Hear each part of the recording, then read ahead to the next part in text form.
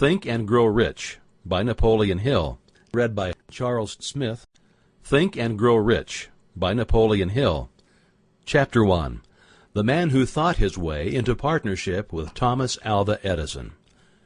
Truly thoughts are things, and powerful things at that, when they are mixed with definiteness of purpose, persistence, and a burning desire for their translation into riches or other material objects. A little more than 30 years ago, Edwin C. Barnes discovered how true it is that men really do think and grow rich. His discovery did not come about at one sitting. It came little by little, beginning with a burning desire to become a business associate of the great Thomas Edison. One of the chief characteristics of Barnes's desire was that it was definite. He wanted to work with Edison, not for him. Observe carefully the description of how he went about translating his desire into reality, and you will have a better understanding of the 13 principles which lead to riches. When this desire or impulse of thought first flashed into his mind, he was in no position to act upon it. Two difficulties stood in his way. He did not know Mr. Edison, and he did not have enough money to pay his railroad fare to Orange, New Jersey. These difficulties were sufficient to have discouraged the majority of men from making any attempt to carry out the desire. But this was no ordinary desire. He was so determined to find a way to carry out his desire that he finally decided to travel by blind baggage rather than be defeated. To the uninitiated, this means that he went to East Orange on a freight train. He presented himself at Mr. Edison's laboratory and announced he had come to go into business with the inventor.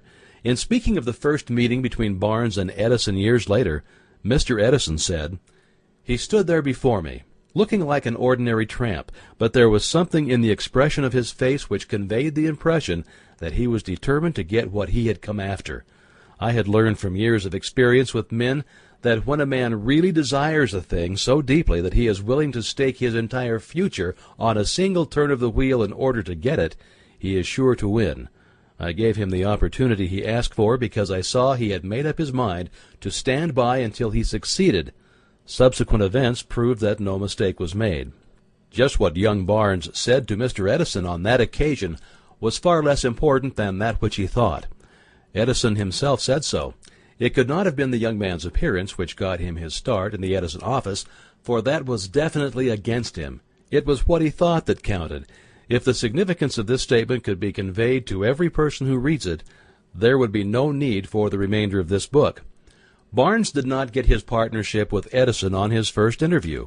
He did get a chance to work in the Edison offices at a very nominal wage, doing work that was unimportant to Edison, but most important to Barnes, because it gave him an opportunity to display his merchandise where his intended partner could see it.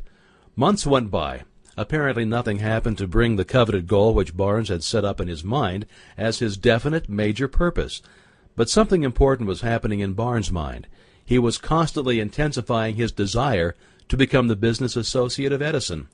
Psychologists have correctly said that when one is truly ready for a thing, it puts in its appearance.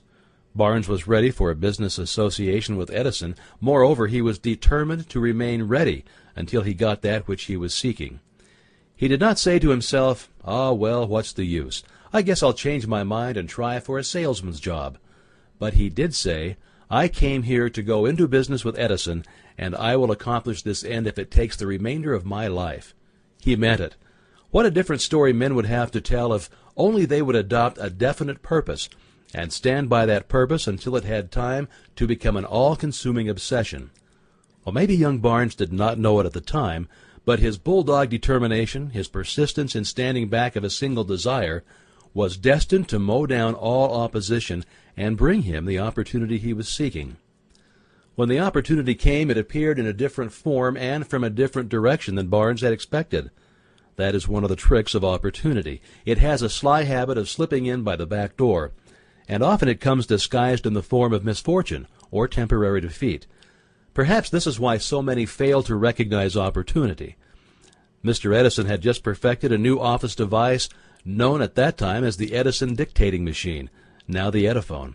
His salesmen were not enthusiastic over the machine. They did not believe it could be sold without great effort. Barnes saw his opportunity. It had crawled in quietly, hidden in a queer-looking machine which interested no one but Barnes and the inventor. Barnes knew he could sell the Edison dictating machine. Sample complete. Ready to continue?